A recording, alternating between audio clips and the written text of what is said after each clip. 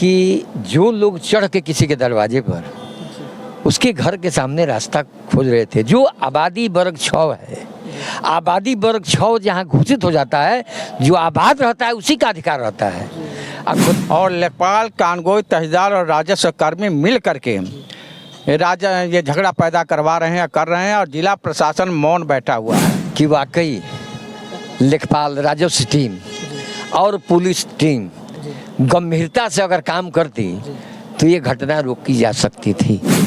कि जो राजा राम के ऊपर, उनके परिवार के ऊपर फर्जी जो मुकदमे 307 की जो धाराएं लगाई गई हैं उसको तत्काल समाप्त किया जाएगा। अगर तत्काल 1 अक्टूबर के दिन पुरुआ मेहड़ा में, जो देवरिया जिला में पड़ता है, वहाँ पे भूमि विवाद को लेकर एक ऐसा बवाल हुआ जहाँ पे राजा राम चौहान के जो दामाद थे उनको मौत के घाट उतार दिया गया कुछ दबंगों द्वारा, और आज उनका श्रद्धांजलि सभा यहाँ पे मनाया जा रहा था। और पूर्व विधायक बागी बलिया के आए हुए हैं, आइए उनसे बातें करते हैं और क्या हुआ उस सभा में, इनसे ही चर्चा करते हैं। इस मामले को आप कैसे देखते हैं? इस मामले को मैं ऐसे देखता हूँ कि मैं तो पीजीआई में अपने नातिन को लेकर के भर्ती था जिस दिन हत्या हुई थी। 10 दिन बाद मैं निकला वहाँ से, तो पता किया तो पता चला कि आज ही श्रद्धांजलि सभा है। तो जो जघन्य अपराध किया गया है, इसमें मेरा आपसे सिर्फ ये पत्रकार बंधुओं से कहना है, मीडिया से ये कहना है कि जो लोग चढ़ के किसी के दरवाजे पर उसके घर के सामने रास्ता खोज रहे थे, जो आबादी वर्ग 6 है, आबादी वर्ग 6 जहाँ घोषित हो जाता है, जो आबाद रहता है उसी का अधिकार रहता है। और खुलेआम गुंडई करने के लिए निश्चित देखिए जितने ओबीसी एससी के लोग हैं, इनको आदिकाल से एक दिमागदार व्यक्तियों द्वारा आपस में एक दूसरे से लड़ाया जाता है। इसमें भी किसी न किसी का सह होगा जिसके आधार पर वो दबंगई करने के लिए किसी के दरवाजे पर वो रास्ता खोलने आया होगा। अब देखिए मारपीट करते हैं लोग आकर के चढ़ के 50 लोग, करने के बाद गंभीर रूप से सच्चिदानंद घायल हो जाते हैं, उनका भाई भतीजा घायल हो जाता है। इसके बाद जो अब अपराधी मार के भगते हैं तो भगते दीवार में जा करके टकरा जाते हैं, सर में चोट लगती है, और जिसके घर का व्यक्ति मरा है उसका न 302 चाहे 304 लिख करके पेशबंदी में 307 पुलिस कायम करती है। मेरा तो मीडिया से, सरकार से, यहाँ के विधायक से, यहाँ के तमाम नेताओं से कहना चाहता हूँ कि पहले तो जिसने पेशबंदी में जो दरोगा SI FIR लिखा, मुकदमा तो वापस स्पंज तो करे ही करिए, लेकिन उन जो जिन इंस्पेक्टर ने FIR कराई है फर्जी, उसके ऊपर विभागीय कार्रवाई होनी चाहिए। कहा जा रहा है कि वहाँ पे 112 नंबर की गाड़ी मौजूद थी, और उनको जब 112 नंबर की गाड़ी आई तो कहीं ना कहीं वो लोग घर में से निकल के आए कि प्रशासन के लोग आए हैं, अब बातचीत होगा। इसमें प्रशासन को कैसे देखते हैं, क्योंकि 112 नंबर की गाड़ी के सामने वो मौत हुआ है, और जब मारा पीटी चालू हुआ तो वहाँ से 112 नंबर के गाड़ी के जो भी लोग थे, प्रशासन के लोग थे, वो भाग गए। इस पर क्या कहना चाहते हैं? मुझे इस पर ये कहना है कि वाकई लेखपाल, राजस्व टीम और पुलिस टीम गंभीरता से अगर काम करती तो ये घटना रोकी जा सकती थी, लेकिन घोर लापरवाही, चाहे 112 हो, चाहे यहाँ का राजस्व टीम हो, चाहे इंस्पेक्टर थाना हो, इन सारों लोगों की घोर लापरवाही से सच्चिदानंद चौहान की जान गई है। उनके 2 भाई गंभीर रूप से हॉस्पिटल में आज भी भर्ती हैं, 10-11 दिन हो गए। तो मैं तो अपने महाराज से मांग करूंगा, माननीय मुख्यमंत्री जी, जिनका बुलडोजर का यूपी में खौफ है, निश्चित इस पर कठोर कार्रवाई करनी चाहिए, और जो लापरवाह अधिकारी हैं उनको सस्पेंड करने की कार्रवाई होनी चाहिए। राजस्व से लेकर के जिन लोगों ने फर्जी मुकदमा लिखवाया है उनको निलंबित करने की कार्रवाई होनी चाहिए। इस पर जांच विभागीय होनी चाहिए। ये बहुत ही असहनीय बात है कि हमारे घर की में हत्या होती है और जो मारता है वो दीवार से भागते वक्त टकराता है, सर में थोड़ा चोट लगता है तो पुलिस से मिल करके 307 कायम कर दिया जाता है। विधायक जी, वहाँ पे दलित बस्ती है बगल में और दलितों को उजाड़ कर फेंका जा रहा है। कुछ दबंगों द्वारा फ़ोन और धमकी दिया जा रहा है कि तुमको उजाड़ कर फेंक देंगे और जाति सूचक उनको गाली दिया जा रहा है। कहीं ना कहीं वो तहरीर लेकर दौड़ रहे हैं, पुलिस के दरवाज़ा खटखटा रहे हैं कि एट्रोसिटी एक्ट लगना चाहिए। इस मामले को आप कैसे देखते हैं? भाई साहब, मैं तो ये कहना चाहता हूँ, इस समाज के दलित, ओबीसी, एसी और ओबीसी, समझ रहे हैं ना, ये आदिकाल से गुलाम बनाए जाते रहे हैं। अगर आज इकट्ठे हो जाएं और इकट्ठे होकर के अपने हक हकूक़ की लड़ाई लड़ें तो राजपाट भी प्राप्त कर सकते हैं और न्याय भी उनको मिल सकता है। लेकिन दुर्भाग्य ये है कि चंद चालाक लोगों ने इनको जातियों में बांट करके और एक दूसरे से लड़ा करके गुलाम बनाए रखा है। तो जब तक ये एक नहीं होगा तब तक इंसाफ मिलना मुश्किल है। जो से कहता हूँ, क्या है ओबीसी, एसी, एसटी समाज के लोगों,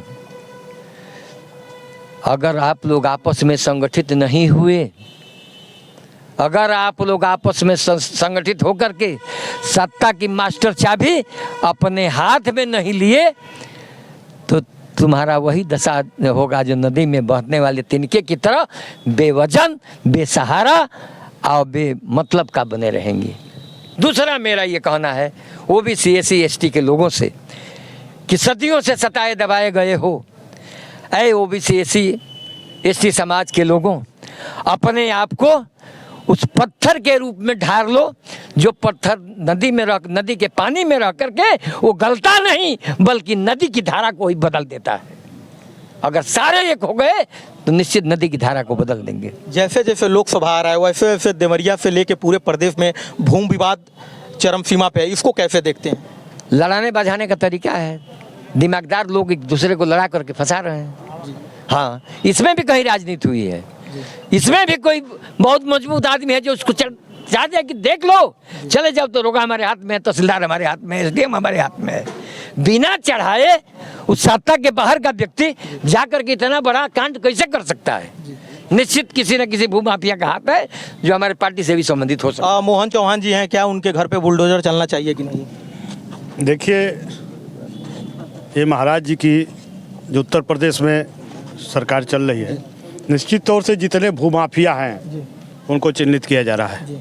पूर्वांचल में जितने भी विवाद हो रहे हैं वो भूमाफिया और ज़मीन के नाते विवाद हो रहे हैं और ये भी मामला उसी से संबंधित है। यहाँ भी भूमाफियाओं का ही ये विवाद रहा है, रास्ता का विवाद रहा है।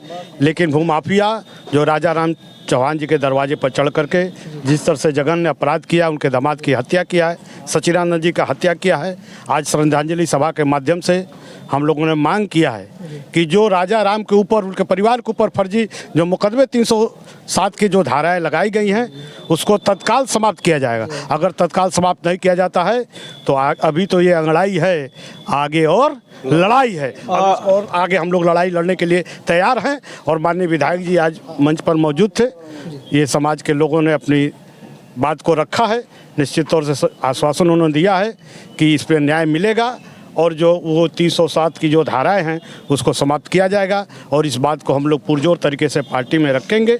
निश्चित तौर से महाराज जी जो इस तरह के जो अपराधी गुंडा माफिया हैं उनके खिलाफ सख्त से सख्त कार्रवाई कराने का हम लोग पूरा बात करेंगे। प्रशासन के तरफ से भी हम लोग बात करेंगे और उनको हम लोग सबक सिखाने का काम करेंगे। मेरे साथ डॉक्टर रामनाथ चौहान जी हैं जो काफ़ी चौहान समाज के अनुभवी नेता हैं। इस मामले को कैसे देखते हैं? कहीं ना कहीं लेखपाल, कानूनगो, एफडीएम की लापरवाही के कारण इनका मौत हुआ है, सच्चिदानंद चौहान जी का। आज उनकी गलतियां नहीं रहती तो आज हमारे बीच रहते। इनको इस मामले में कैसे अधिकारियों को देखते हैं? देखिए, देवरिया ही नहीं, मैं तो कह रहा हूँ कि पूरे प्रदेश में राजस्व से संबंधित कई लाखों मुकदमे हैं और लेखपाल, कानगो, तहसीलदार और राजस्व कर्मी मिल करके ये झगड़ा पैदा करवा रहे हैं, कर रहे हैं और जिला प्रशासन मौन बैठा हुआ है। ये राजा राम चौहान के का जो रास्ते का विवाद है, यह विवाद नहीं है।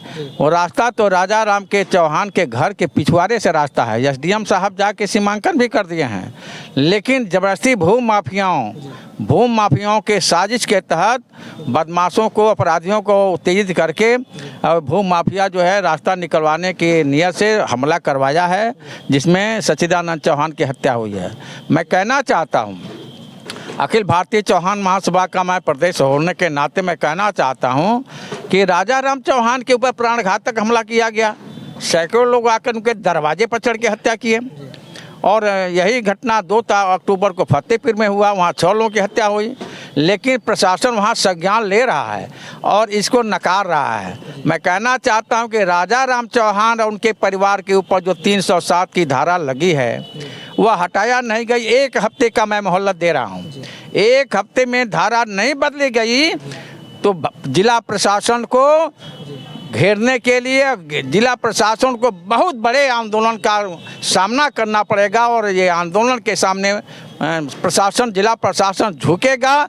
और सारे चौहान, ये जिले ही नहीं, पूर्वांचल के सारे चौहानों के 1 हफ्ते के अंदर मैं लामबंद करने जा रहा हूँ।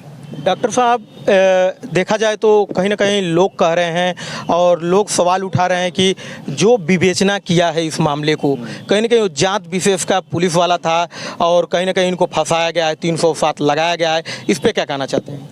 देखिए, जो आईओ बनाया गया था, पुलिस का जो आईओ था, उसी की साजिश से 2 महीना पहले राजा राम चौहान के परिवार वाले को बुलाया गया था, कोतवाली में गिरफ्तार किया गया था, बंद किया गया था। और वही आईओ बन करके, एक जात विशेष का वही आईओ बन करके घटना के तुरंत बाद उसने एफआईआर दर्ज करवाया, दोनों के पक्षों के ऊपर 307 दर्ज किया है। और वही आईओ जो है तत्काल हॉस्पिटल में तत्काल मुलजिमों की गिरफ्तारी करने के राजा राम के परिवार को, जो हॉस्पिटल में बंद थे, जो पीटे हुए थे, उन्हीं को गिरफ्तार कर रहे थे। राजा राम के परिवार के लिए जो घायल थे उनको तत्काल डिस्चार्ज करा करके और उनको गिरफ्तारी के लिए 25 पुलिस आ गई। मैंने सीओ साहब को तत्काल फ़ोन किया। सीओ साहब ने कहा नहीं, गिरफ्तारी नहीं होगी। हमने कहा अरे 25 लोग भीम चौहान के बेड के पास पहुंच गए हैं। तो कल अच्छा ठीक है। फिर उसके बाद से वहाँ से सीओ साहब ने फ़ोन किया तो वहाँ की पुलिस वहाँ से 9-11 हो गई। और दूसरी बात, हमारा तो खुलेआम आरोप है कि एक जात विशेष के लोग जो हॉस्पिटल में हैं और वो मुलजिमों के रिश्तेदार भी हैं, एक्सरा जो किया था, पहले दिन एक्सरा किया तो फ्रैक्चर आया, दूसरी बार जब मेडिकल लीगल की बात आया तो एक्सरा करता है तो कहता है फ्रैक्चर ही नहीं है। अच्छा, एक्सरे में भी झोल-पोल हुआ? एक्सरे में भी गोलमोल हुआ है। और उसके बाद डीएम साहब से हमने कहा, तत्काल डीएम साहब से मैंने कहा तो डीएम साहब सीएमओ को फ़ोन किए, तब फिर से एक्सरा हुआ, तब जा कर के फ्रैक्चर आया। उसी प्रकार से भीम चौहान का शुक्रवार को ही ऑपरेशन होना था बाह का, और वो समय दिया कि शनिवार को होगा, शनिवार को एडमिट रहे। फिर वो कहा कि नहीं आज नहीं होगा, सोमवार को होगा, सोमवार को भी नहीं एक्सरा हुआ। फिर कहा कि मंगलवार को होगा, मंगलवार को भी ऑपरेशन नहीं हुआ। फिर हम लोग उसको ले जाके प्राइवेट हॉस्पिटल में भर्ती कराए हैं, ऑपरेशन कल होने वाला है। तो वह जात विशेष के लोग एक तरफा कार्रवाई कर रहे हैं, एक तरफा दबाव डाल रहे हैं। योगी जी से क्या कहना चाहते हैं जो सच्चिदानंद चौहान के दुश्मन हैं, क्या उनके घर पे बुलडोजर चलना चाहिए कि नहीं? 2 शब्दों में बताइए। माननीय योगी जी से मेरा विनम्र प्रार्थना होगा कि जिस प्रकार से वहाँ बुलडोजर चला रहा है, तो ये भू माफिया जो इनसे संबंधित भू माफिया हैं, जो करोड़ों और अरबों की संपत्ति अर्जित किए हैं, इनके घर पर भी बुलडोजर चलना चाहिए। प्रबल जी से, माननीय मुख्यमंत्री जी से हमारी प्रबल मांग है, और बुलडोजर इन लोगों के ऊपर भी चलना चाहिए और इनके ऊपर नकेल कसना चाहिए। ये थे, काफ़ी लोग भावुक हैं यहाँ पे, और जो श्रद्धांजलि अभी मनाया जा रहा था, कार्यक्रम समापन की ओर चला गया है। और लोग कह रहे हैं कि, और ये भी लोग पूरे चौहान समाज के लोग अल्टीमेटम दे रहे हैं जिलाधिकारी महोदय को कि इनकी बातों को नहीं सुना गया और 307 नहीं हटाया गया राजा राम चौहान के परिवार से, तो कहीं ना कहीं जिला का पूरा घेराव करेंगे और आने वाले समय में जिलाधिकारी उसके पूरे जवाबदेही होंगे। मिलते हैं एक नए वीडियो में, लेते हैं आपसे अलविदा। जय हिंद, जय भारत।